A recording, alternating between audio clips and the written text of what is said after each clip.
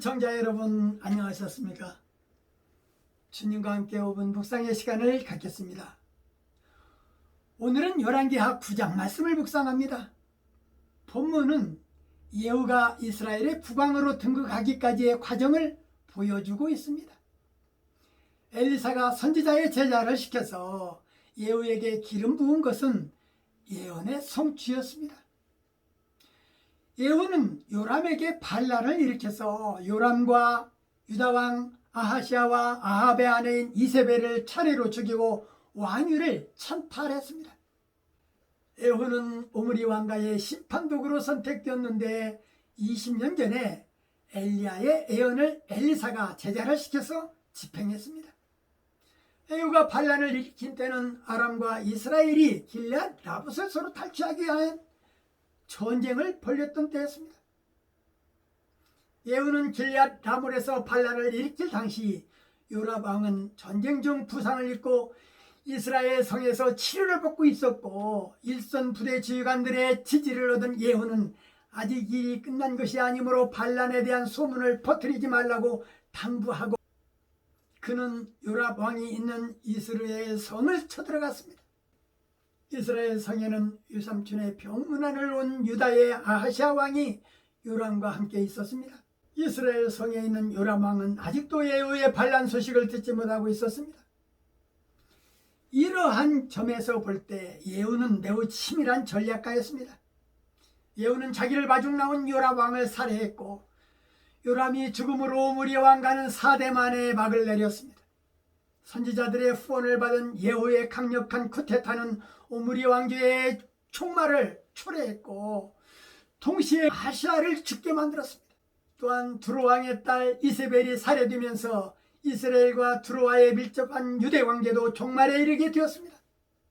오므리 왕가는 북왕국을 44년간 통치를 하였고 요람의 시체는 엘리야의 예언대로 나봇의 포도원으로 만든 왕의 정원에 버려졌습니다.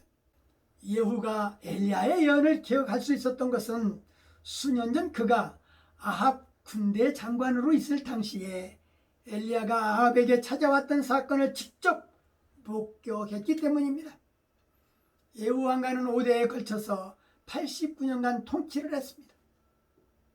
본문에서 아합의 아내인 악한 왕비 이세벨의 죽음에 대해서도 기록했는데 엘리야의 예언대로 그녀의 시체는 개들에게 먹혔습니다. 오늘 말씀을 묵상하면서 악인을 징벌하시는 하나님의 심판을 잊지 않도록 해야 할 것입니다.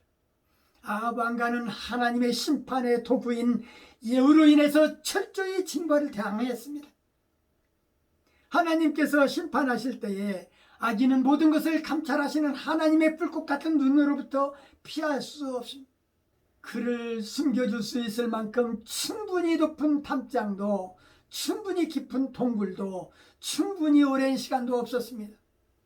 하지만 그때 믿는 자들은 의인의 억울함을 신원해 주시는 하나님의 크신 능력과 긍휼로 인한 큰 위로를 받고 풍성한 상급을 기대할 수 있는 것입니다. 본문 말씀은 여호와의 예언의 말씀들은 꼭 이루어지고 있음을 보여주고 있습니다.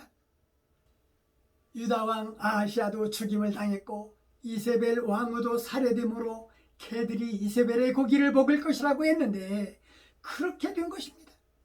수많은 하나님의 사람들을 학살한 이세벨을 예후를 통해서 그렇게 심판하신 것입니다. 나봇의 포도원을 빼앗고자 그 가족을 죽였던 것처럼 이세벨의 가족이 그렇게 죽은 것입니다. 엘리야의 예언의 성취였습니다. 남의 눈에 눈물을 흘리게 한 자는 자기의 눈에서는 피눈물을 쏟게 하는 것입니다. 남의 눈에 눈물을 흘리게 하면 내 눈에서 피눈물을 흘리는 것을 잊지 않도록 해야 할 것입니다. 이웃의 인격이 손상되지 않도록 기독인들은 절대적으로 이웃을 존경해야 할 것입니다. 사랑이 결핍될 때는 이웃의 아픔이 보이지 않습니다. 멸시와 천대를 받는 가난한 자들은 남모르게 눈물을 흘릴 수 있습니다. 저나 시청자 여러분들은 그들의 눈물을 닦아주는 자가 다 되어야 할 것입니다. 오늘 말씀은 여기까지입니다. 시청해 주셔서 대단히 감사합니다. 내일 다시 뵙겠습니다. 안녕히 계십시오.